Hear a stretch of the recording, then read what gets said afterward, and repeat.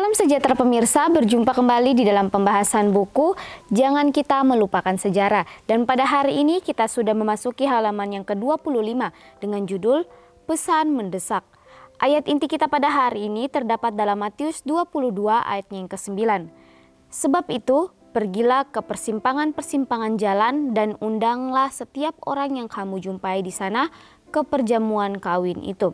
Kita masuk di dalam inti pembacaannya. Penganut Millerisme merasakan desakan untuk memperingatkan dunia agar bersiap menyambut kedatangan Kristus.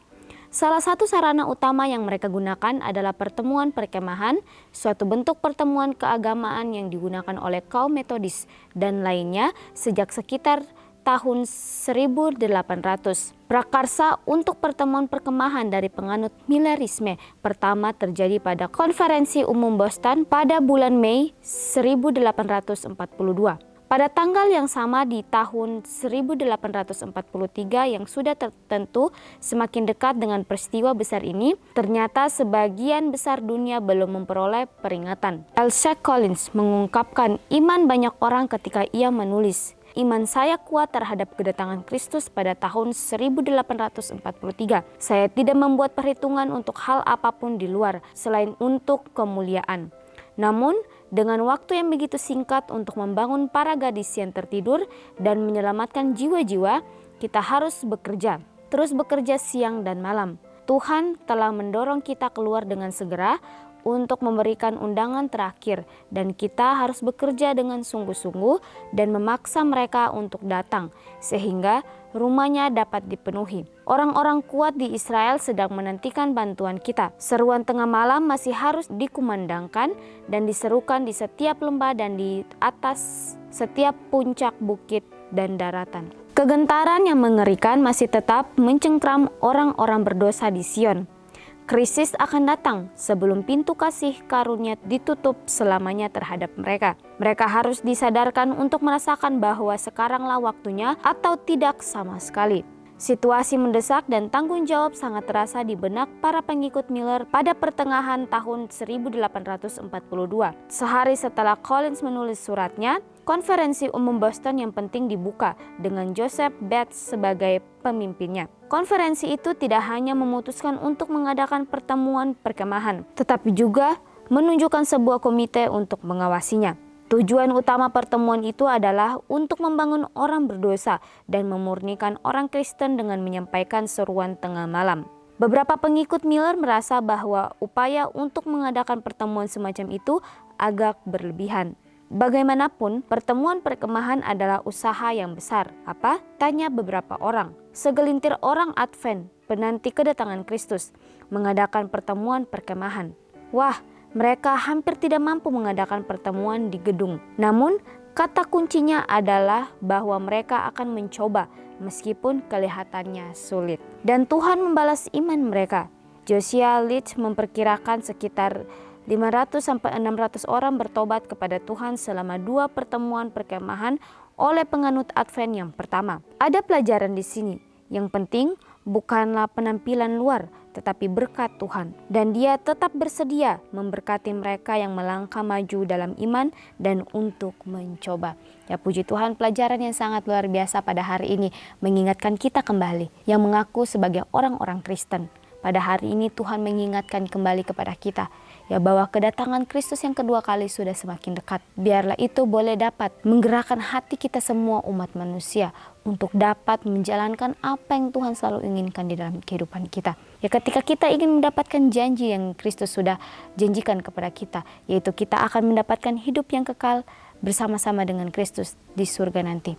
Kita harus melakukan akan hal-hal yang benar di hadapan Tuhan. Ya walaupun akan banyak cobaan dan banyak tantangan yang kita hadapi, tetapi bagaimana? Di sini dikatakan Tuhan akan menyertai orang-orang yang mau mencoba dan berusaha memperbaiki dirinya hari demi hari. Dan sangat jelas dikatakan di sini bahwa krisis akan datang sebelum pintu kasih karunia ditutup selamanya terhadap mereka.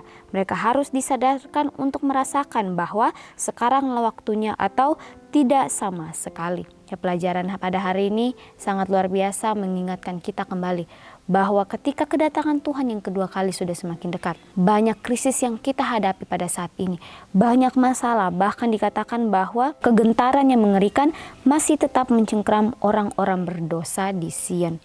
Ya, inilah pelajaran yang mengingatkan kita bahwa apapun yang kita lakukan, biarlah kita mau bertanya kepada Tuhan, menanyakan segala sesuatu dan menturut sertakan Tuhan di dalam apapun yang kita lakukan. Di dalam setiap perjalanan kehidupan kita, biarlah kita mau menyerahkan setiap pilihan kehidupan kita hanya kepada Tuhan saja.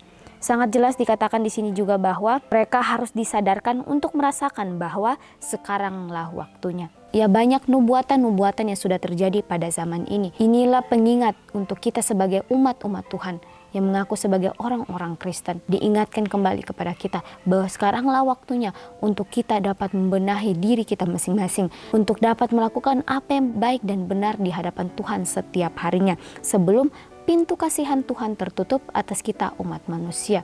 Jadi dalam kehidupan kita setiap harinya, tanpa kita sadari apa yang kita lakukan, bahkan apa yang kita bicarakan setiap harinya, kita sementara dihakimi dengan setiap perbuatan-perbuatan yang kita lakukan. Untuk itu sebelum Tuhan menutup akan pintu kasihan, biarlah kita mau dapat mengubah akan setiap kehidupan kita masing-masing. Karena tanpa kita sadari, kita tidak tahu apakah pintu kasihan yang Tuhan berikan kepada kita masih terbuka ataukah sudah tertutup kepada kita umat manusia atau kepada kita pribadi lepas pribadi. Ya, untuk itu kita boleh dapat mengambil waktu kita bersama-sama dengan Tuhan untuk dapat mengubah kehidupan kita lagi lebih baik ke depannya.